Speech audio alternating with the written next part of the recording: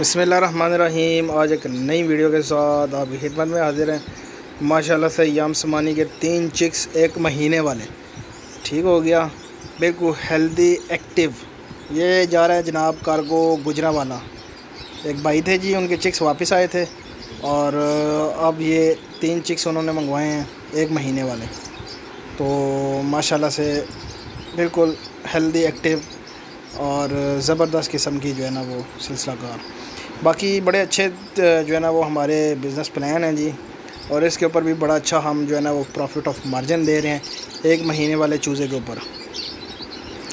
اس میں یہ ہے کہ ہم دے رہے ہیں 15,000 روپے کا ایک پیس دے رہے ہیں، اور مہینے بعد واپس ہم نے لینا آپ سے 22,000 روپے کا، 7,000 پر پیس کے پیچھے پروفٹ ہے۔ اور یہ بھائی 3 چکس لے کے جا رہے ہیں جی، اور مطلب کارگو ان کو ہوگا، اور مہینے بعد انشاءاللہ مہینے بعد ان کو 21,000 پروفٹ جو ہے نا دی جائے گی، اور ساتھ میں چوزا جو ہے وہ دے دیا جائے گا۔ پروفٹ جو ہے ہم اسی وقت دے دیتے ہیں جناب، 1 دن میں دے دیتے ہیں چوزا جب آتا ہے۔ تو اسی طرح جو بھائی چوزا لے کے جاتا ہے جی، وہ 1 ہفتہ پہلے یا 5 دن پہلے ہمیں بتایا کرے کہ ہمارا ٹائم پورا ہو رہا ہے، ٹھیک ہے۔ اس میں یہ ہے کہ پھر آپ کا بھی ٹائم ضائع نہیں ہوگا، جب چوزا آئے گا ساتھ ہی دوسرا چوزا چلا جائے گا۔ اگر آپ نہیں بتاتے کہ ہمارا ٹائم پورا ہو رہا ہے، تو کیونکہ ہمارے پاس کافی سارے کسٹمر ہوتے ہیں ہمارے ساتھ جڑے ہوئے ہوتے ہیں، نئے کسٹمر بھی آتے ہیں ساتھ میں، تو وہ پھر جو ہے نا وہ دماغ میں بات نہیں رہتی کہ فلانا بندہ کس جو ہے نا وہ لے کے گیا۔ ہمارے پاس سارا نوٹ ہوا ہوتا ہے، تو جب آپ بتا دیتے ہیں تو وہ آسانی ہو جاتی ہے۔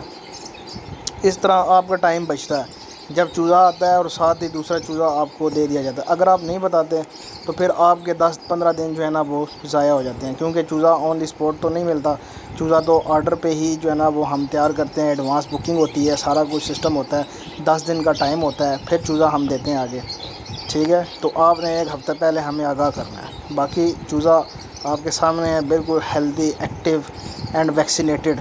1 مہینے کا چوزا جو ہوگا وہ فلی ویکسینیٹڈ ہوگا۔